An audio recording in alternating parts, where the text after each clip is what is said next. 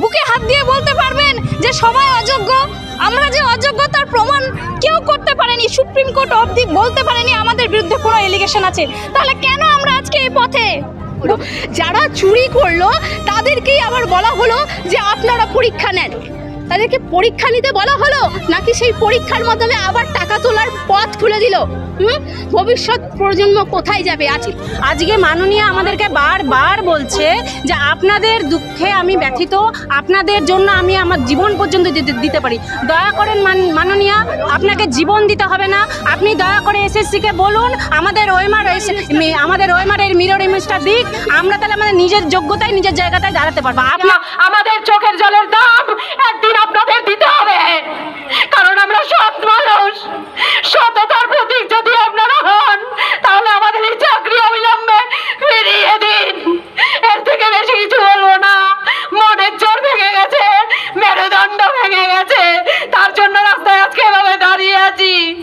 আতঙ্কিত হওয়ার কোনো কারণ নেই, কারণ একটা ডাটাবেজ আমার দরকার, সেই জন্য আমরা নিয়েছি। সব জেলায় নিচ্ছে,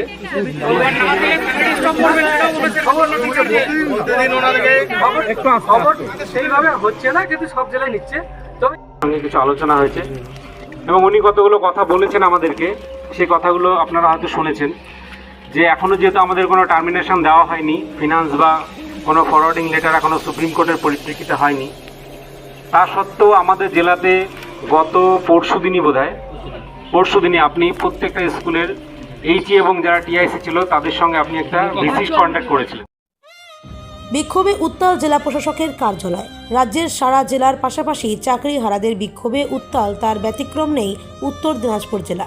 বুধবার উত্তর দিনাজপুর জেলার চাকরিহারা শিক্ষক শিক্ষিকারা বিক্ষোভ মিছিল করে ঘেরাও করল জেলাশাসক দপ্তরের সামনে।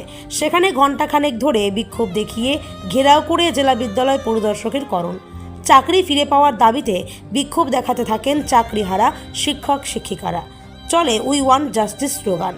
দীর্ঘক্ষণ এই বিক্ষোভ চলায় অবশেষে জেলা বিদ্যালয় পরিদর্শক সশরীরে তাদের সাথে দেখা করেন এবং তিনি জানান শিক্ষক শিক্ষিকাদের বেতন যেমন বন্ধ হচ্ছে না, তাদের বিদ্যালয়ে পড়ানোর অধিকারও কেড়ে নেওয়া হচ্ছে না বলে আশ্বস্ত করলে ফিরে যান শিক্ষক শিক্ষিকারা। উত্তর দিনাজপুরের রায়গঞ্জ থেকে ক্যামেরায় রামকৃষ্ণ দাসের সঙ্গে হিমাংশু দাসের রিপোর্ট। এই পশ্চিমবঙ্গের প্রত্যেকটা মানুষই জানে যে আজকে পশ্চিমবঙ্গের যে স্কুলে 26,000 চাকুরিরতা ছিল 2016 সালের এসএসসি প্যানেলের, সেখানে 19,000 প্রায় বা 20,000-এর মতো তারা আমরা যোগ্য ছিলাম। অথচ আমাদেরকে আজ গলা চেঁচিয়ে গলা ফাটিয়ে বলতে হচ্ছে যে আমরা যোগ্য, দেখো আমরা যোগ্য। 7 তারিখে মমতা ব্যানার্জি আমাদেরকে ডাকলেন, সেখানেও আমাদেরকে যে ট্যাগটা দিলেন না, সেখানে উনি লিখে দিলেন ডিপ্রাইভড। তিনি এমনভাবে দেখালেন সমবেদনা যে দেখো তোমরা বঞ্চিত হয়েছো। তার বিন্দুমাত্র লজ্জাবোধ হলো না যে এই শিক্ষকদেরকে আমি বঞ্চিত করে তাদেরকে বলছি তোমরা বঞ্চিত। আজকে একটা নতুন তকমা দিচ্ছেন, বঞ্চিত বলে আপনি অযোগ্যদেরকে বাঁচাতে চাইছেন আপনি কি ভাবছেন যে জেলায় জেলায় 10 জন 20 জন 200 জন করে শিক্ষকরা শিক্ষা ভবনে যাবে আর আসবে, পুলিশের র্যাব 10টা দেখিয়ে দিব, সে ভয় পাবে, চলে আসবে, আন্দোলন ঠান্ডা হয়ে যাবে। যখন আজকে আমরা এসেছিলাম, আজকে আমাদের পশ্চিমবঙ্গের প্রত্যেকটা জেলাতেই যে যেখানে আছি সেখান থেকেই আমরা শিক্ষা দপ্তরে গিয়ে নিজেদের দাবি দাবাগুলো ডিআই স্যারের মাধ্যমে পৌঁছাতে চেয়েছি বার্তা। যেখানে যারা আপনারা জানেন, মিডিয়াতেই আপনারাও দেখতে পাচ্ছেন যে বিভিন্ন জেলায় ডিআই সাহেবরা যারা এখানে কথা বলেনি, অনেক জায়গায় র্যাফ নামিয়ে মারা হয়েছে, সেখানটায় কোনো কথাই শোনা হয়নি। তাদের মাধ্যমে আমরা পৌঁছাতে চাইছি, আমরা জানাতে চাইছি যে আমরা যে পরীক্ষা দিয়েছিলাম, আমরা তো পরীক্ষার্থী ছিলাম 2016 সালে, তাহলে আমাদের যদি খাতা হারিয়ে যায় বা আমাদের যদি কিছু হারিয়ে যায় তার দায় কি আমাদের? মোটেই নয়, আমাদের দায় নয়। যারা চুরি করার জন্য এই দায় নিল তাদের শাস্তি হলো না কেন? প্রথম প্রশ্ন, তাদের শাস্তি হলো না কেন?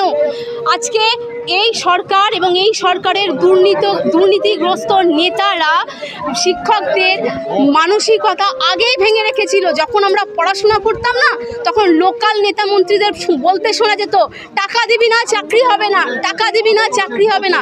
সেই জায়গাটায় দাঁড়িয়ে এই যে এত যোগ্য শিক্ষক আপনি দেখতে পাচ্ছেন, এই যোগ্য শিক্ষকেরা বলেছিল যদি একটা চেয়ার যদি দুর্নীতিহীনভাবে হয় সেই চেয়ারটা আমার। এই মানসিকতা নিয়ে আমরা সবাই পরীক্ষা দিয়েছিলাম। তারপরে আজকে 23 লক্ষ প্রায় 26 লক্ষের মতন পরীক্ষার্থী পরীক্ষা দিয়ে সেখানে 26,000 প্যানেল হলো, সেখানে 19,000 ছেলে মেয়েকে কোনোভাবে বাদ দিতে পারলো না। দুর্নীতিগ্রস্ত এই সরকারের তো টাকাই দরকার ছিল, তারা আরও যদি 100টা ছেলে মেয়েকে টাকা নিয়ে ঢুকাতে পারতো তাহলে তাদের তো মুনাফাটা আরও বাড়তো। কিন্তু আমাদের যোগ্যতাটা এতটাই শক্ত ছিল যে আমাদেরকে তারা এই দুর্নীতির মধ্যে বের করতে পারেনি, সারা ওই জায়গাটা তৈরি করতে পারেনি, বলতে পারেনি যে এই অনিতা সাহু এত র্যাঙ্ক, তাকে আমি বের করে এখানে অন্য জায়গায় ঢুকাই। সেই ক্ষমতাটা এত দুর্নীতি করার পরও করতে পারেনি। সেই হ্যাঁ, আমরা এখনও মানে এই উত্তর দিনাজপুরে যে আমরা করলাম, আমরা খুব শান্তভাবেই করার চেষ্টা করলাম। আমরা হাঙ্গা দাঙ্গা করতে চাইছি না, আমরা হাঙ্গা বা কোনো দাঙ্গা করতে চাইছি না। আমরা ডিআই সাহেবকে মারতেও আসিনি বা কোনো রকম হানাও করতে আসিনি। ডিআই সাহেব যথেষ্ট শ্রদ্ধেয় মানুষ, তাই আমরা তাকে শ্রদ্ধার সাথে জানিয়েছি। তার মানে এই নয় যে আমরা এখান থেকে শ্রদ্ধার সাথে। কি আশ্বাস দিলেন আপনাকে? উনি তো বললেন যে আমি ঊর্ধ্বতন কর্তৃপক্ষকে বলবো, যেখানে নেতাজি ইনডোর স্টেডিয়ামে আমরা সামনে থেকে তাকে কিছু করতে পারলাম না, সেই ঊর্ধ্বতন কর্তৃপক্ষকে বলে কি হবে আমি জানি না। যারা চুরি করলো তাদেরকেই আবার বলা হলো যে আপনারা পরীক্ষা নেন।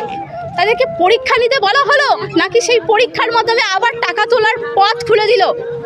ভবিষ্যৎ প্রজন্ম কোথায় যাবে? আজকে এত শিক্ষকের বেতন বন্ধ করে দিদি তো মনে হয় অনেক উল্লাস করছেন, তিনি সমবেদনা দেখাচ্ছেন ঠিকই, সেই টাকা দিয়ে তিনি ভাবছেন 2026-এ ভোট কি করে কিনবেন, 2026-এ কি করে ভাতা বাড়িয়ে দিবেন। আমি সেই সব অভিভাবকদের বলবো, যারা আজ ভাতা নেবেন, ভেবে দেখবেন যে আপনার ছেলে মেয়েও কি ভাতাতেই বড় হবে, আপনার ছেলে মেয়েও কি সেই 2000 টাকায় ভাতা নিয়ে উল্লসিত হবে, নাকি নিজে কিছু করবে। এই পশ্চিমবঙ্গের সমাজের কাছে আমার হাত জোড় রিকোয়েস্ট যে আপনারা এই পশ্চিমবঙ্গকে অচল করুন, কারণ জাতির মেরুদণ্ড ভেঙে গেছে। যদি এই জাতির মেরুদণ্ড ভেঙে যায় তাহলে আপনার ছেলে মেয়ের মেরুদণ্ডও ভেঙে গেছে। এই জিনিসটা কিছুতেই বুঝতে পারছি না যে আমাদের দোষটা কোথায়। এই আমাদের সমস্ত ডকুমেন্ট নিয়ে একবার এই দোরগোড়ায় তার দোরগোড়ায়, এমনকি সিএমের দোরগোড়ায় সব জায়গায় দৌড়াচ্ছে, এমনকি কোর্ট পর্যন্ত। কোর্ট যে রায় দিচ্ছে সেই রায়টা টোটালি ওএমআর স্ক্যান রিপোর্টের উপরে বেস করে, যেটা এসএসসির কাছে থাকার কথা। কিন্তু ব্যাপার হচ্ছে আমরা পরীক্ষার্থী ছিলাম, আমাদের দায়িত্ব ছিল পরীক্ষা দেওয়া এবং আমাদেরকে যে কাগজপত্র দিয়েছে সেগুলো রক্ষণাবেক্ষণ করা আমাদের দায়িত্ব ছিল। এইবার সেই সমস্ত ওএমআর শিট যদি এসএসসি কোথাও গায়েব করে থাকে বা কিছু করে থাকে, তাহলে এসএসসি তার দায়ের জন্য দায়ী থাকবে সেই ঘটনার জন্য, তার উপরে দায়বর্তা, আমাদের জন্য তো না। আর দ্বিতীয়ত যে দেখাচ্ছে যে প্রসেসে কোথায় টেন্ডার নেওয়াতে গন্ডগোল হয়েছে, যার জন্য প্রসেসগত ত্রুটি হয়েছে। তো টেন্ডারের ব্যাপারগুলো কি আমাদের দেখার? যে সমস্ত কোম্পানিতে টেন্ডারগুলো নিয়েছে কি করেছে না করেছে, দোষ তো তাদের হওয়া উচিত। আজকে মাননীয় আমাদেরকে বারবার বলছে যে আপনাদের দুঃখে আমি ব্যথিত, আপনাদের জন্য আমি আমার জীবন পর্যন্ত দিতে পারি। দয়া করেন মাননীয়, আপনাকে জীবন দিতে হবে না, আপনি দয়া করে এসএসসিকে বলুন আমাদের ওএমআর এর মিরর ইমেজটা দিক, আমরা তাহলে আমাদের নিজের যোগ্যতায় নিজের জায়গাটায় দাঁড়াতে পারবো। আপনাকে আর দয়া করে কিছু করতে হবে না, শুধু আমাদের সাথে অন্যায়টা করবেন না, আমাদের সাথে এই লুকোচুরিটা করবেন না। এসএসসিকে যেভাবে হোক বাধ্য করুন আমাদের ওএমআর স্ক্যানটা বার করতে, তাহলে দুধ কা দুধ পানি কা পানি সব হয়ে যাবে, সমস্ত সেগ্রিগেশন সেখানেই কমপ্লিটেড হয়ে যাবে।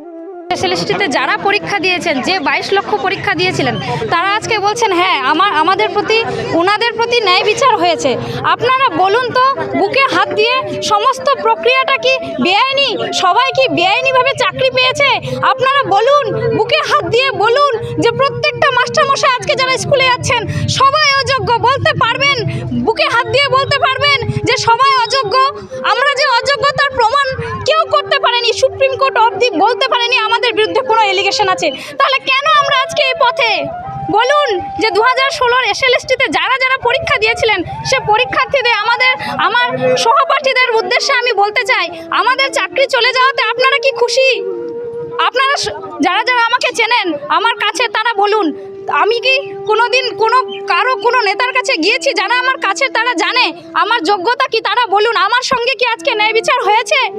আপনারা বলুন, আপনারা আজকে খুশি যে সবার চাকরি গেছে, আমরা আবার পরীক্ষা দিতে পারবো?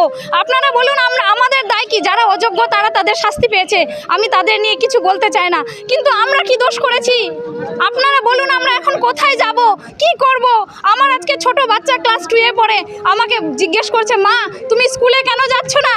তুমি প্রাইমারির পরীক্ষা কেন দিলে না মা? প্রাইমারিতে যারা চাকরি করেছে তারা তো স্কুলে যাচ্ছে, তুমি কবে স্কুলে যাবে? তুমি কেন ঘরে বসে কাঁদছো মা? তুমি কি করেছো?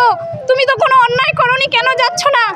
আমি সেই ছোট বাচ্চাকে, আমার দুধের শিশু আছে 2.25 বছরের, তাকে নিয়ে আমি কলকাতায় গিয়েছিলাম ওদিন দিদির কাছে যে বার্তা আমরা পেয়েছি আমাদের জন্য সন্তোষজনক নয়। উনি কার পক্ষে কথা বলেছেন ওদিন? একবার বলেছেন যে হ্যাঁ আমি যোগ্যদের পাশে আছি, পরক্ষণে উনি বলছেন যে না অযোগ্যদের নিয়েও আমি ভাবছি। এ কেমন কথা দিদি? আপনি তাহলে কি দুর্নীতির সঙ্গে? আপনি পরিষ্কার করুন নিজের অবস্থান। আপনি একজন মুখ্যমন্ত্রী, আপনি আমাদের সবার উপরে, আমাদের রাজ্যের আপনি মাথা। আপনার নির্দেশ ছাড়া এ রাজ্যে কোনো কিছুই হয় না। আপনি কি জানতেন না এত বড় দুর্নীতি হচ্ছে? আমাদের ভবিষ্যৎ নিয়ে ছেলে খেলা হচ্ছে, আপনি সত্যি জানতেন না? আপনি বলতে পারবেন বুকে হাত দিয়ে? তাহলে আজকে আপনার দুর্নীতির সঙ্গে কেন আপনি সাথ দিচ্ছেন? আপনি কেন ওদিন বলতে পারলেন না যে অযোগ্যরা এই চাকরিতে বহাল থাকতে পারবে না? কেন বললেন না? কেন এখনো আপনি সংশয় করছেন সত্যি কথা বলতে? আপনি বলুন, পরিষ্কার করুন নিজের অবস্থান। আপনি নিজের অবস্থানটা পরিষ্কার করুন। আপনি আমাদের সঙ্গে নাকি অযোগ্যদের সঙ্গে? আমাদের অন্যায়টা কি সেটা আপনি দেখিয়ে দিন। মিরর ইমেজ আপনারা প্রকাশ করুন। আছে বিকাশ ভবনে কোনো এক জায়গায় আমাদের এই 19,000 যোগ্যদের জীবন কোথাও লুকানো আছে। বিকাশ ভবনে আমরা খবর পেয়েছি, কোথাও লুকানো আছে। আপনি খুঁজে বের করুন। তো বললেই যে আপনি খুঁজে বের করুন। আমরা বেতন না হয় 2-3 মাস বন্ধ হলো না, কিন্তু সুপ্রিম কোর্টের নির্দেশে এখন আমরা চাকরিচ্যুত। আমরা কোনো লিখিত নির্দেশ পেলে আমরা কোনো মতে আমাদের মানসিক শান্তি কি ফিরে পাবো? আজকে আমরা ছাত্রদের পড়িয়েছি, ছোট ছোট বাচ্চাদের পড়িয়েছি, ছোট মুখগুলো ভেসে উঠছে স্বপ্নে। আজকে আমি দেখছি যে আমি বাচ্চাদের পড়াতে যেতে চাচ্ছি, মাঝখানে ঝড় বৃষ্টি আটকে আছে, আমি তাদেরকে পড়াতে যেতে পারছি না। রাত্রি 12টায় উঠে আমি হাউ হাউ করে কেঁদেছি। এই পরিস্থিতি কেন আমাদের?